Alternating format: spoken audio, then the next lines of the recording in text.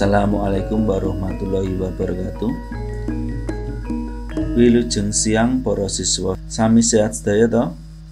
Wilujeng pepanggihan malih kalian ing mata pelajaran basa Jawi. Dina iki Pak Guru arep menehi materi bab kawruh parama sastra. Apa to sing diarani parama sastra iku? Parama sastra yaiku wewatoning bab panulisan lan tatananing tembung ana ing basa Jawa. Kompetensi dasar memahami isi teks cerita rakyat legenda. Iki materinipun tesih hubunganipun kalih legenda ya. Terus materi pasinaon dina iki siji tembung panggandeng. Nomor loro tembung rangkep. Nomor telu tembung garba. Nomor papat gladen utawa tugas. Tembung panggandeng. Apa ta sing diarani tembung panggandeng kuwi? Tembung panggandeng yaiku tembung sakabehing tembung kang dianggo gandeng tembung karo tembung ing sajroning ukara. Dadi tembung panggandeng kuwi fungsine kanggo nyambung utawa gandeng antarane tembung karo tembung ing sajroning ukara. Tuladha tembung panggandeng iku karo, lan, sarta, nanging, utawa, apa meneh, marang, kamangka, supaya. Nah, ana ing kalimat contone aku karo adikku sinau ana teras. Tembung rangkep menika menawi basa Indonesia niku kata ulang. Jenisnya tembung rangkep ana ing basa Jawa bisa kaperang dadi telu. Siji, tembung rangkep duwi purwa. Yaiku pangrangkeping wanda suku kata ana ing ngarep ana wiwitan tembung. Dadi tembung rangkep sing dirangkep namung wanda utawa suku katane ing wiwitan. Contone tetuku, sesambat lan sak piturute. Terus nomor loro diarani duwi lingga. Tembung duwi rangkep duwi lingga yaiku tembung rangkep kang pangrangkepe tembung lingga. Tembung lingga niku kata dasar. Jadi kata dasare dibaleni. Contone siswa-siswa, bapak-bapak. Nah niku nggih. Kembang-kembang lan sak piturute. Dene pangrangkepe mau ana sing utuh. Contohane kuwi siswa-siswa niku utuh. Lan ana kang mawa owah-owahan swara. Contone siswa-siswi. Nah niku nggih. Wira-wiri. Kono kene lan sak piturute. Nek sing owah swarane kuwi mau diarani tembung duwi lingga salin swara. Terus tembung rangkep nomor 3 yaiku duwi wasana.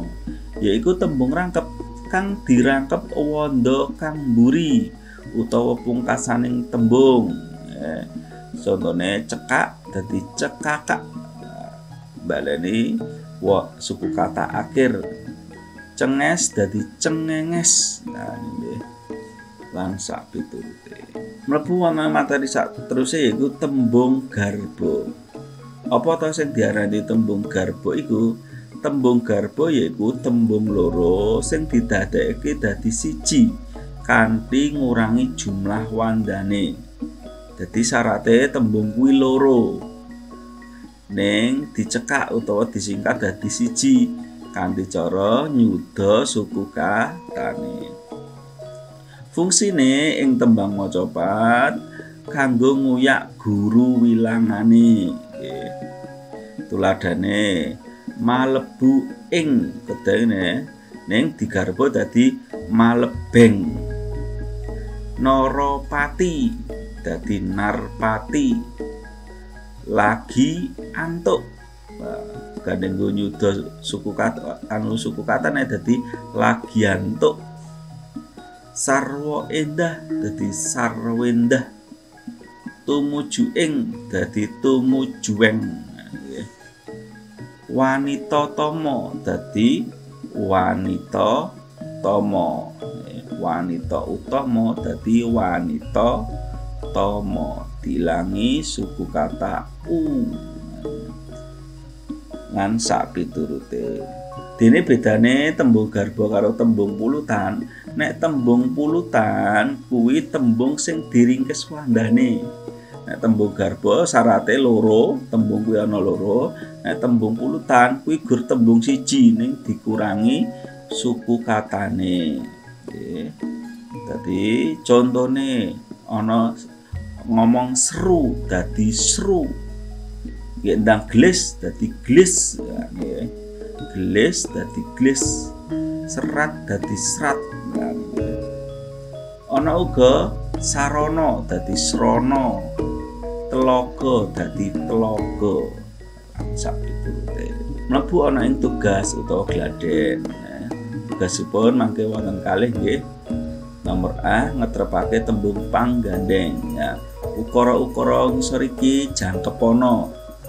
Kanthi milih tembung panggandeng kang cocok utawa kang jumbuh kanggo ukara kasebut. Beni lan Amir saben wengi sinau titik-titik bijine apik lah. Titik-titik niku diisi tembung panggandeng kang jumbuh karo ukara kasebut. B, tembung-tembung ing ngisor iki udharen tembunge. Lah niku tembung garba nggih. Lah niku tugase para siswa niku nemokake tembung asline apa. Contone lumakueng saka tembung lumaku tambah ing. Nah, terus nomor 2 nganti 10 nih coba para siswa goleki tembung asline apa kok dadi tembung garba menika. Makaten para siswa sedaya ingkang saged Pak Guru aturaken materi pasinan ana dina iki dipun garap gladenipun nggih tugasipun kula kinten namung menika atur saking Pak Guru. Cekap para siswa, wassalamualaikum warahmatullahi wabarakatuh.